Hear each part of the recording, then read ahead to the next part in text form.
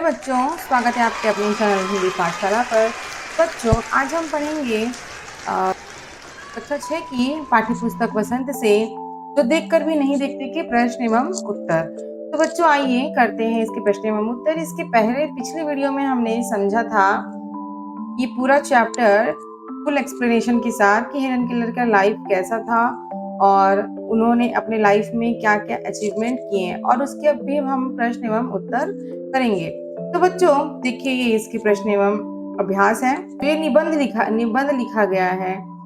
उनकी उनकी क्या थी? ये एक बायोग्राफी थी। ओके, बायोग्राफी थी। तो ये उनका निबंध, ये उनके ऊपर एक निबंध लिखा गया है, जिसे प्रश्न एवं उत्तर अब पूछे जाएंगे, क्योंकि जब चैप्टर पढ़े हैं तो प्रश्न एवं उत्तर तो पूछे जाएंगे ही। तो चले आइए कर लेते हैं फटाफट से। फर्स्ट नंबर क्या है देखिए। जिन लोगों के पास आंखें हैं वे सचमुच बहुत कम देखते हैं। हेलन केलर को ऐसा क्यों लगता था?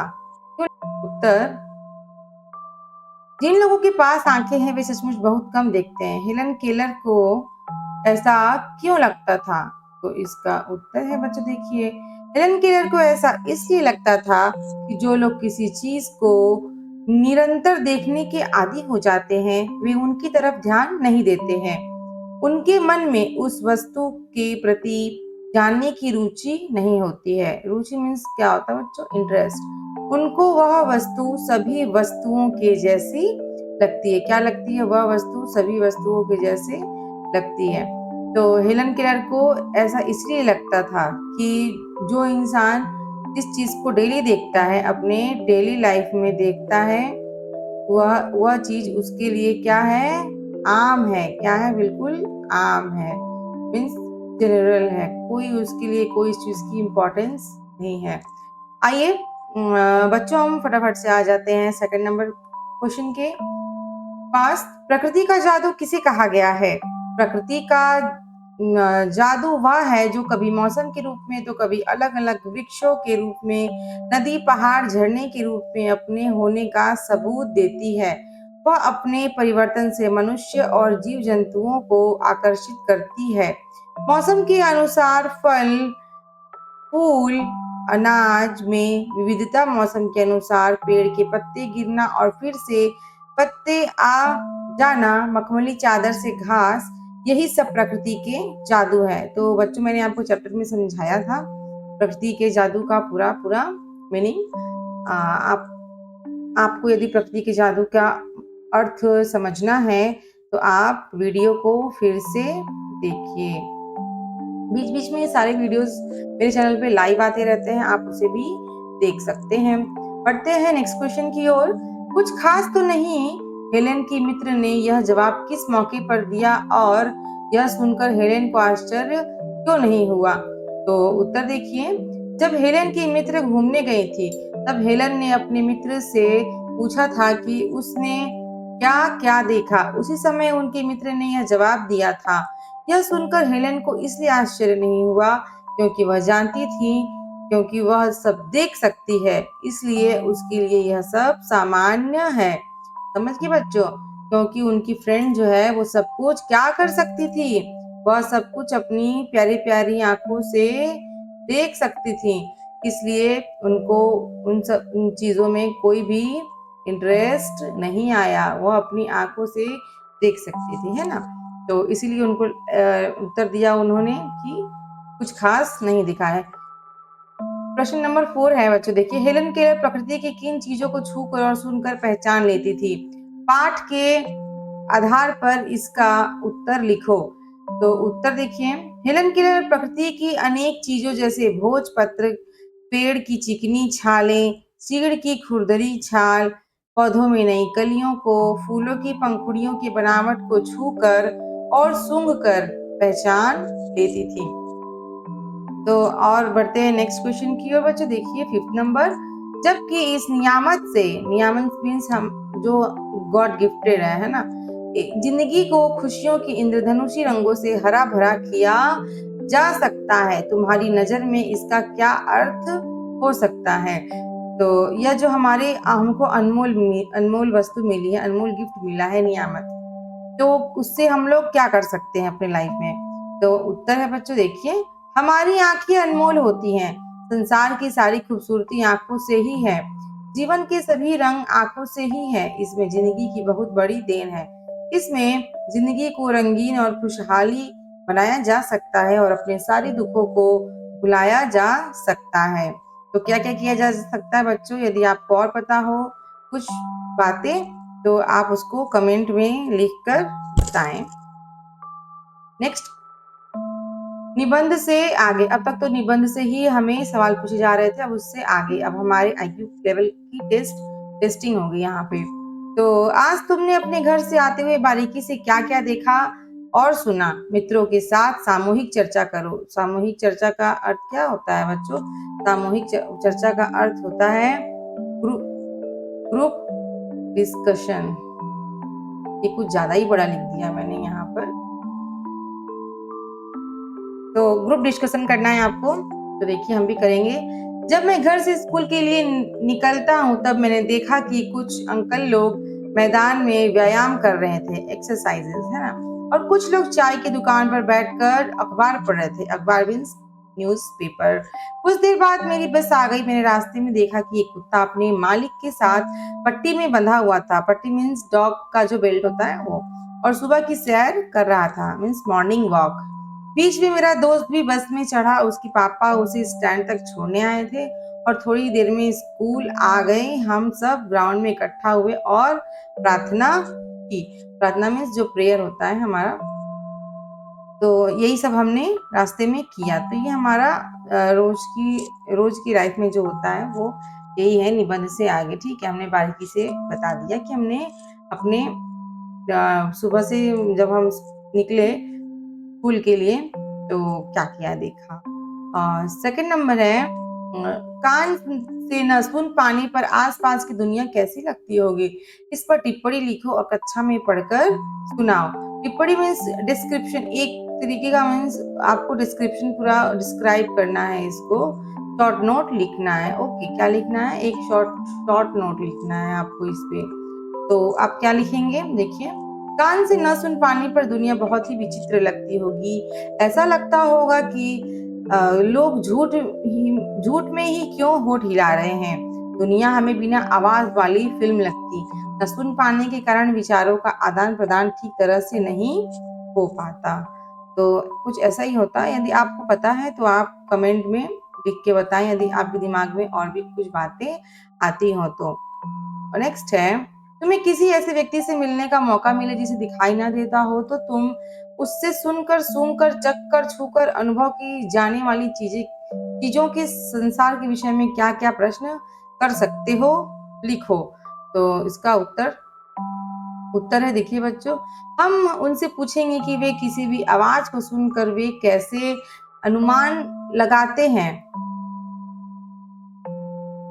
ये आवाज किसकी आ रही है। वे किसी चीज को चख कर कैसे मालूम करते हैं कि उन्होंने क्या अनुभव किया।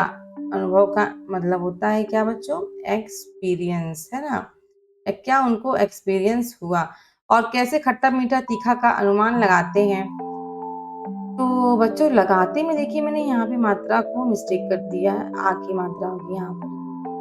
हम उनसे यह पूछेंगे कि क्या यह वह सुनकर बता सकते हैं कि यह किस चीज की सुगंध या दुर्गंध है। वे छूकर कैसे बताएंगे कि वह चीज क्या है। हमारे मन में ढेरों सारे प्रश्न उठते हैं कि और भी बहुत सारे उठते हैं, मैं यह नहीं बता सकती हूँ कि वे मतलब कैसे अपना लाइफ जीते होंगे, कैसे सरवाइव करते होंगे। हमें तो सब कुछ मिला है इसलिए हम उस चीज की महत्व को नहीं समझते हैं, परंतु उनके पास नहीं है तो वो उस चीज की महत्व जरूर समझेंगे।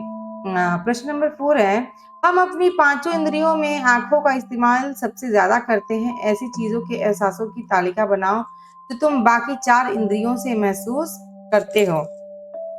तो क्या क्या है? ये है एक यहाँ पे सुनकर, एक है चखकर, एक है सूंघकर और एक है छूकर। तो यहाँ पे देखिए तालिका यहाँ बनी हुई है, सुनकर, चखकर, सूंघकर और छूकर क्या क्या पहचान सकते हैं। हम सुनकर पहचान सकते हैं जैसे कि ट्रेन, बस की आवाज, अलग अलग प्रकार की चिड़ियों की आवाज, पानी की आवाज, बारिश की आवाज इत्यादि। और चक्कर चक्कर हम खट्टा मीठा तीखा, सड़े भोजन, ताजे भोजन, सॉरी बच्चों मैंने यहाँ भोजन को भजन लिख दिया है, ये टाइपिंग मिस्टेक हो जाता है। इत्यादि को पहचान सकते हैं। सूंघकर हम अच्छे बुरे सुगंधित दुर्गंधित पदार्थों को पहचान सकते हैं। हम फूलों को सूंघकर बता सकते हैं कि फूल किस प्रजाति का है। छूकर हम ठंडा गर्म कठोर मुलायम तरल चीजों को पहचान सकते हैं। नेक्स्ट देखते हैं भाषा की बात। भाषा की बात में क्या है? पाठ में स्पर्श से संबंधित कई शब्द आए हैं। स्पर्श का क्या मीनिंग होता है बच्चों? बच्चे है ना, जिसको हम लोग टच करते हैं उसको स्पर्श कहते हैं। नीचे ऐसे कुछ और शब्द दिए गए हैं। बताओ कि किन चीजों का स्पर्श ऐसा होता है। किस चीज का जो स्पर्श है वह चिकना आता है? देखिए तो तेल का, क्रीम का, घी का, ये सब सभी चीजों में चिकनाई होती है। मुलायम क्या चीज लगता है? मलमल का कपड़ा, रेशमी कपड़ा। सख्त क्या लगता है? नारियल, पत्थर, लोहा। हम छूते हैं तो हमको क्या लगता है? कठोर लगता है। और ये है चिपचिपा, मीन्स चिपचिपा करता है। क्या? गोंद। गोंद होता है जो फेविकोल, तो वो भी क्या होता है? वो चिपचिपा पदार्थ होता है। खुरदुरा, पेड़ की छाल। पेड़ की छाल को हम छूते हैं तो वह खुरदुरा लगता है। और भुरभुरा, भुरभुरा मीन्स जो भरका होता है वो भुरभुरा होता है। उसको मिट्टी को हम ऐसे लेते हैं और अपने हाथ के ऊपर ऐसे गिराते हैं तो हमें भुरभुरी सी लगती है। तो मिट्टी, रेत, आटा, ये भुरभुरा होता है। नेक्स्ट देखते हैं बच्चों, सेकंड नंबर। अगर मुझे इन चीजों को छूने भर से इतनी खुशी मिलती है तो उनकी सुंदरता देखकर तो मेरा मन मुग्ध ही हो जाएगा। इस मन प्रफुल्लित हो जाएगा। बिंदु में क्या लिखा हुआ है? ऊपर रेखांकित संज्ञाएं क्रमशः किसी भाव और किसी की विशेषता के बारे में बता रही हैं। ऐसी संज्ञाएं भाववाचक संज्ञा कहलाती हैं। गुण और भाव के अलावा भाववाचक संज्ञाओं का संबंध किसी की दशा और किसी कार्य से भी होता है।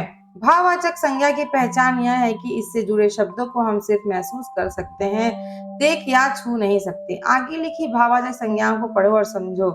इनमें से कुछ शब्द संज्ञा और कुछ क्रिया से बने हैं, उन्हें भी पहचान कर लिखो। तो जो ये शब्द दिए गए हैं यहाँ पे तीन तीन के इसमें पेयर में, यहाँ पे तो इन शब्दों में कुछ भाववाचक है, ठीक है। इन भाववाचक संज्ञाओं को पढ़ना है और क्रिया में बदलना है, तो उनको पहचान कर हमें लिखना है। तो इसका आंसर है, देखिए, तो क्रिया से कौन सी शब्द बनी है? घबराना से घबराहट, बहाना से बहाव, विशेषण से बनी भाववाचक संज्ञाएं। बूढ़ा से बुढ़ापा, ताजा से ताजगी, भूखा से भूख, शांत से शांति, मीठा से मिठास, भोला से भोलापन। और जातिवाचक संज्ञा से बनी भाववाचक संज्ञा, मजदूर से मजदूरी, भाववाचक से क्या है? क्रोध। ये क्या है? हमारे क्रोध जो है वो हमारा भाव है ना। दिखता तो है ये, परंतु यह क्या है? ये हमारे अंदर का एक भाव है। क्रोध और फुर्ती शब्द भाववाचक संज्ञा शब्द है। और नेक्स्ट देखिए बच्चों, देखिए नंबर थर्ड। मैं अब इस तरह के उत्तरों की आदी हो चुकी हूँ। ये दो बिंदु दिए गए हैं, ग्रीन ग्रीन डॉट्स। उस बगीचे में आम, अमलतास, तेमल आदि तरह तरह के पेड़ थे। ऊपर दिए गए दोनों वाक्यों में रेखांकित शब्द देखने से मिलते जुलते हैं पर उनके अर्थ भिन्न हैं। नीचे ऐसे कुछ और शब्द दिए गए हैं, वाक्य बनाकर उनका अर्थ स्पष्ट करो। तो ये देखिए, अवधि सुनने में तो एक ही जैसे हैं परंतु इनकी मात्राएं अलग हैं और इनके क्या मीनिंग भी अलग है। तो देखिए, आपको इसका क्या करना है? नीचे ऐसे कुछ और शब्द दिए गए हैं, वाक्य बनाकर उनका अर्थ लिखना है। तो आइए फटाफट से देख लेते हैं। 2 सप्ताह की अवधि भारत भ्रमण के लिए कम है। तो अवधि, ये इस अवधि का अर्थ हो गया समय। क्या? समय। आप मेरे साथ साथ लिखते चले जाइए इसका मीनिंग। इसका मीनिंग हो गया अवधि मतलब समय। और ये अवधि क्या है? एक भाषा है। कवि तुलसीदास की रचनाएं अवधी भाषा में होती थीं। अभी भी रचनाएं उनकी चलती हैं, लेकिन जब वो लिखते थे तब क्या किस भाषा में लिखते थे? वो अवधी भाषा में लिखते थे। में भी जो एक शब्द है, जैसे लोटे में पानी है। और मैं तो आज घूमने जा रहा हूँ। तो मैं एक संज्ञा है और में एक जो है वह में का अर्थ हो गया उसके अंदर, ठीक है। मेल, इस मोहल्ले के सभी समुदायों में बड़ा मेल है। मेल मीन्स दोस्ती, क्या? दोस्ती।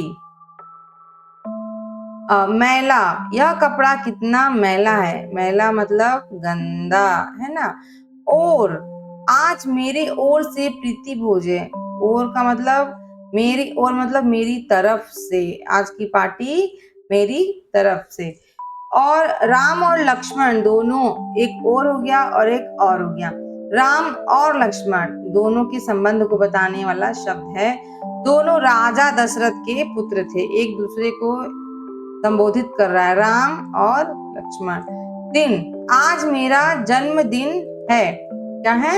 आज मेरा जन्मदिन। दिन मीन्स जो हमारा दिन है, जो व्यतीत हो रहा है, वह दिन है, डे, है ना।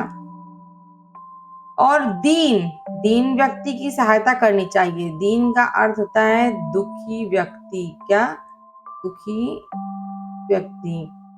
सील, सील और बट्टे पर मेरी मां मसाले पीसती थी, बहुत ही स्वाद होता था। सील बट्टा तो आप जानते ही होंगे, जो पत्थर का होता है, सपाट, जिस पर मसाला पीसा जाता है, उसका चित्र मैं आपको बना के बता देती हूँ। देखिए, कुछ इस प्रकार का होता था, ऐसे स्क्वायर, रेक्टेंगल टाइप्स, एंड ऐसे कुछ डिजाइन बने हुए होते थे इस पे तरीके के। और उसके बाद यहाँ डॉट डॉट डॉट डॉट, इस पे बारीक बारीक कुटाई की जाती थी। इसी पे बट्टे से रगड़ के मसाले को पीसा जाता था। और यहाँ बहुत ही प्यारी प्यारी फ्लावर्स, यहाँ बहुत ही मतलब अपनी कलाकारी से यहाँ पे भी कुटाई करके बनाते थे, तो उसको सील कहते हैं। और ये एक सील, इस डब्बे की सील खोल दो। सील मीन्स क्या होता है? उसका जो पूरा बंद रहता है, पैक, ठीक है, उसका पैक जो है उसको खोल दो। अनुमान और कल्पना, अनुमान का मीन्स क्या होता है?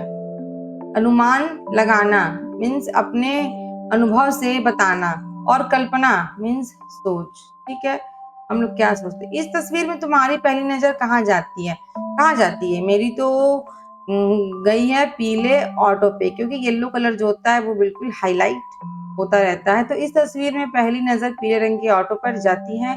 आप लोगों की पहली नजर कहाँ जाती है? कमेंट करके जरूर से बताएं, मैं यहाँ पे कमेंट का इंतजार करूंगी। और अगर अभी तक मेरे चैनल को सब्सक्राइब नहीं किया है तो जरूर सब्सक्राइब कर ले बच्चों। देखिए, सेकंड नंबर है, गली में क्या क्या चीजें हैं? गली में दोनों तरफ मकाने हैं, बीके स्टैंड है और दुकान भी है, और राहगीर आते जाते हुए भी दिखाई दे रहे हैं। देखिए, मैंने यहाँ पे बाइक लिखा था, परंतु यह बाइक यानी मोटर गाड़ी। टाइपिंग मिस्टेक हो जाता है बच्चों कभी कभी। गली में दोनों तरफ मकाने हैं और बाइक स्टैंड है और दुकान भी है, और राहगीर आते जाते हुए भी दिखाई दे रहे हैं। राहगीर मतलब जो वहां से आते जाते हैं, गुजर रहे हैं, उसको राहगीर कहते हैं। राह मतलब रास्ता, गिर मतलब उसमें चलने वाला। इस गली में हमें कौन कौन सी आवाजें सुनाई देती होंगी?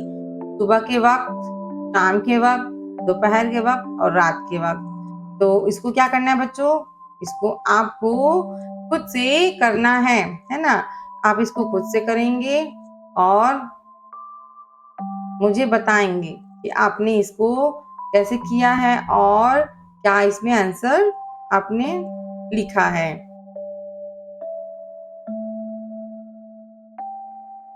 नेक्स्ट है बच्चों, देखिए फोर्थ नंबर।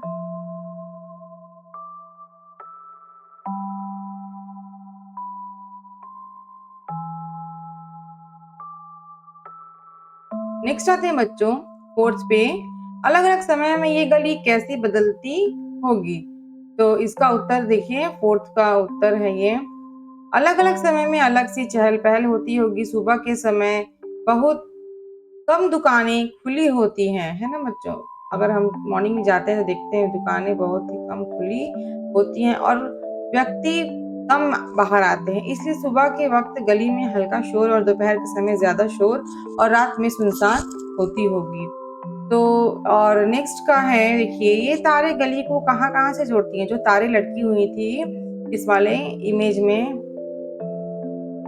देखिए ये जो तारे लटकी हुई हैं ऐसे, तो ये कहाँ किसको जोड़ती हैं? ये फ्लैट को वहाँ और उनके मकानों को ये जोड़ती हैं और प्लस पूरे मोहल्ले को जोड़ती होंगी, है ना बच्चों? तो देखिए ये तारे गली को पूरे मोहल्ले से और दूर मुख्य रोड तक जोड़ती होंगी और ये तारे कहाँ घरों में भी जाती हैं, है ना बच्चों? घरों में और वहाँ के आसपास के जो फ्लैट होते हैं उसमें भी जाते हैं, क्योंकि उन तारों की वजह जो है मीटर में बिजली नहीं आएगी और घर में बिजली नहीं आएगी और आसपास में जो वहाँ की दुकानें होंगी, ठीक है, ये तारे जो है घरों को, दुकानों को भी साथ में जोड़ती हैं, ठीक है। और नेक्स्ट देखिए, साइकिल वाला कहाँ से आकर कहाँ जा रहा होगा? साइकिल वाला मोहल्ले में फेरी लगा रहा होगा या कोई चीज किसी के पास पहुंचाया होगा या अपने किसी काम से बाजार जा रहा होगा, क्योंकि इस साइकिल पर देखिए ये जो बच्चा है ये कुछ भी कर रहा हो सकता है, कि कोई बच्चा कुछ बेच रहा हो या फिर अपने काम से बाहर आया है, ठीक है, तो कुछ भी हो सकता है यहाँ पर। और नेक्स्ट देखिए, नेक्स्ट है सुनना और देखना। क्या है बच्चों? सुनना और देखना। देखिए बच्चों, फर्स्ट नंबर है,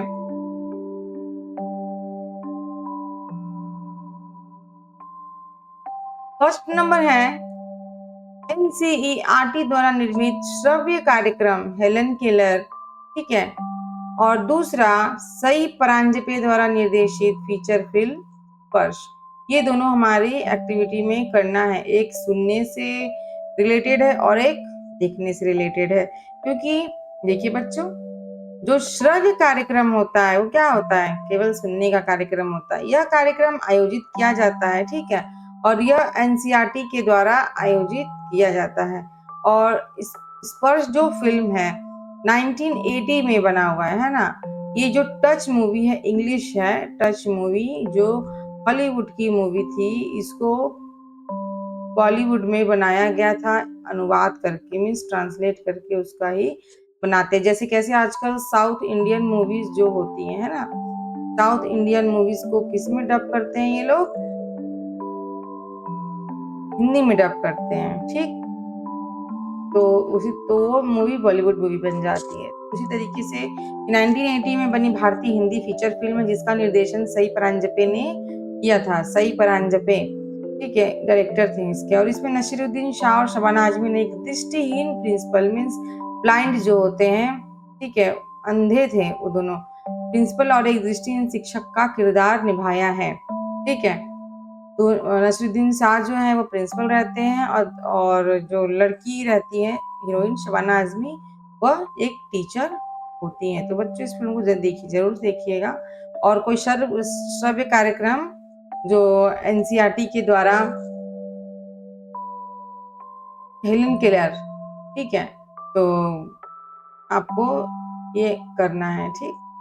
तो अभी तक मेरे चैनल को सब्सक्राइब नहीं किया है तो मेरे चैनल को सब्सक्राइब कर दें और बेल आइकन भी प्रेस कर दें, ताकि सारी वीडियोस आपके पास फटाफट पहुंचती रहे। तब तक के लिए बाय बाय, मिलते हैं नेक्स्ट वीडियो में, नेक्स्ट चैप्टर 10, ठीक है। तो पढ़ेंगे हम चैप्टर 10 फुल एक्सप्लेनेशन के साथ। Bye bye.